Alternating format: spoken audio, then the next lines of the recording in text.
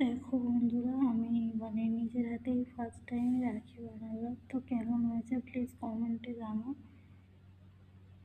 ঘরোয়া উপায়, ওই যে এইটা দিয়ে আর সুতো দিয়ে বানিয়েছি। কি বলবো, আমার দুটো দাদার জন্য কালকে রাখি পূর্ণিমা, তো আজকেই এটা রেডি করলাম। তো প্লিজ কমেন্টে জানাবে কেমন হয়েছে এটা। হ্যাঁ, এইটা মেনলি হলো যে ওই যে কানের হয় না, অক্সিলাইজারের কানের হলে যে এই যে চোকার, সরি, ওই কানের যে গোল অংশটা যেটা পড়ে আর কি, ওইটা দিয়ে বানিয়েছি। তো ভালোভাবে বোঝাতে পারলাম না।